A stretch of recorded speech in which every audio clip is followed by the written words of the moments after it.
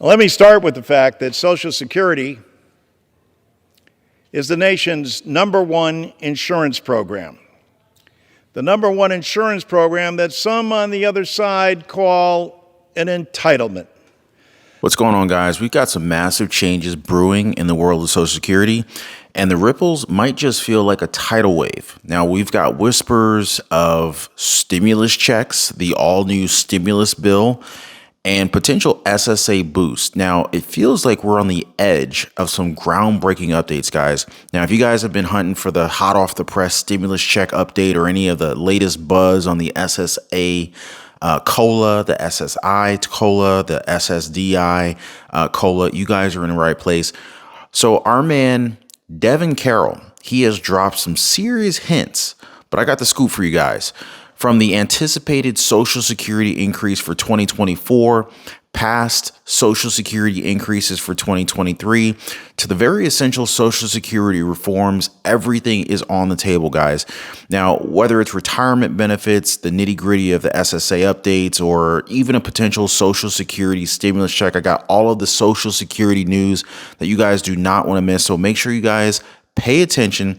Got some news for you guys I want to get you guys up to speed on. If you guys are new to the channel, please consider dropping a quick like for the video. I really appreciate that. And also subscribe to the channel if you like news updates like this. Buckle up, guys. Let's go ahead and dive deep into the most sensational Social Security roller coaster yet, right? So specifically, the Social Security cost of living adjustment, right? Also known as the COLA for short. It's expected for 2024. Now, for many of you who may be relying on Social Security checks, SSI, SSDI, VA, veterans benefits, this is a very big deal, right? And the money matters, especially when every penny counts, right? Now, I have here, Madam Speaker, something we've done for every member of Congress. And in this case, we're illustrating our great leader, Representative Jim Clyburn, who is a proud co-sponsor of this bill. In his district in South Carolina 6, there are 149,433 Social Security recipients who receive $189 million in monthly benefits. That's monthly benefits. And there are 1.2 million Social Security recipients in South Carolina who receive 1.7 million in monthly benefits as well. For about half of senior beneficiaries, Social Security provides a majority of their income. Now imagine that. For half the seniors in the country, Social Security provides a majority of their benefits. And yet there hasn't been an enhancement or an increase in over 50 years in a COLA that doesn't even come remotely close to what people need. For more than a quarter of our seniors, it provides 90% or more of their income. 90% for a quarter of our seniors. There are 5 million of our fellow citizens in the wealthiest nation in the world at a time when the wealth disparity is the greatest it's ever been in the country. 5 million of our fellow Americans, mostly women, receive a below poverty level check from their government. Why? Because Congress hasn't acted. This isn't something the president can do through executive order, nor is this something that the Supreme Court is going to adjudicate. This is the responsibility of the United States Congress. I'm proud that we had a hearing the other day in the Ways and Means Committee that we're going to bring to a markup and ultimately to the floor of this House, Social Security 2100. I'm proud of the fact that we have a president of the United States who refers to Social Security as a sacred trust between the government and their people. And Social Security has never failed. It has never missed a payment. It used to be, and Mr. Cartwright from Pennsylvania knows this, that we would go back to 1935 to explain why Roosevelt, back then in the midst of the Depression, put forward Social Security, because of the devastation that had taken place in 1929 during the Great Crash. But members on this floor, members in this Congress understand all too well that we only have to go back to 2008, 2009, during the Great Recession, when people saw their 401k become a 101k, where people lost their benefits. And that, coupled with the great pandemic, this roller coaster of a pandemic that we're living through now, has only further underscored the need for us to enhance the nation's #1 insurance program. And during that same time, during that recession that they witnessed their funds depleted and devastated or lost altogether, or during layoffs that have occurred through no fault of their own, Social Security has never missed a payment.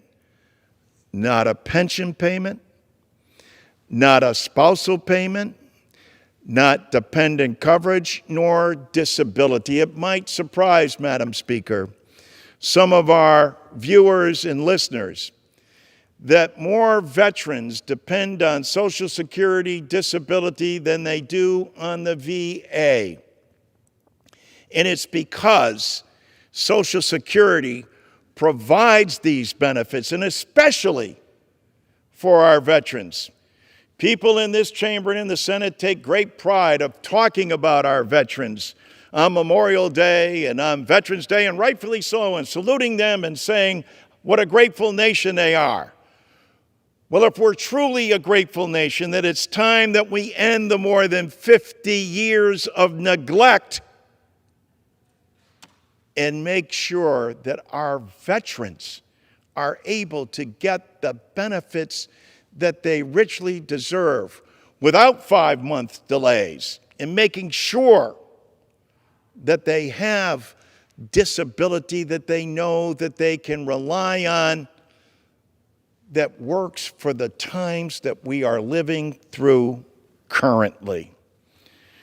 Children continue to rely on Social Security, and it is the #1 anti-poverty program for children. And you know what? 10,000 baby boomers a day become eligible for Social Security, and millennials will need the benefit more than baby boomers. And millennials have been put into the position where they have less money to be able to afford private pensions, where they have been burdened with college loan debt, where they're unable to get the kind of mortgages their parents enjoyed, and in fact have incomes that are below that level. And so Social Security becomes their salvation. But it can't be their salvation if they're locked at the bottom and we're not making the benefit increases that will provide that opportunity for all generations to enjoy. Madam Speaker, we are pleased also that what this does, what Social Security 2100 will not only lift benefits across the board, but will make sure that no one can work all their lives, pay into a system, and retire into poverty. Last year in 2023, there was a pretty sweet 8.7% hike.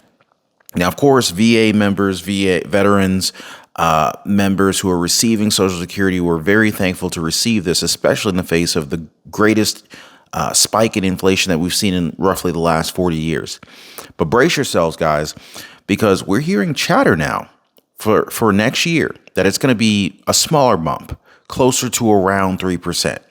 Now, putting this into perspective, like if we look back over the last 40 years or so, a 3% increase really isn't going to have much of an impact. In fact, I mean, I'm pretty sure no one's going to be rushing out throwing a party about their 3% COLA increase, right? But let's go ahead and break it down just a little bit. Let's go ahead and break down the math a bit, right? So right now, the average Social Security monthly payment stands at roughly $1,837 a month. Now, I don't know how much you're getting per month, but does that sound like something that you're getting? Are you getting about $1,800 a month in your Social Security check? Let me know what you guys are seeing in the comment section down below. I'd love to get a gauge from you guys. Now, if the whispers are true that we're hearing, and we see that 3% rise, you're looking at an increase of about $55, pushing the average monthly payout to about almost $1,900, but more like $1,892 per month from Social Security. I mean, $55 more per month. I mean, I guess it's better than a sharp stick in the eye, but will it be enough to make a real difference? I mean, seriously, you guys let me know. Is $55 going to really help you out that much? Maybe I'm off. Maybe I'm wrong. Correct me if I'm wrong. Now, especially with prices for just about everything going up. I mean, I don't know. Drop your thoughts in the comment section down below, guys. But now, if you're scratching your head right now and you're wondering how they figure out these adjustments, it pretty much all boils down to inflation, right? So when prices go up, Social Security checks should too, right? I mean, that's only kind of logical in my opinion.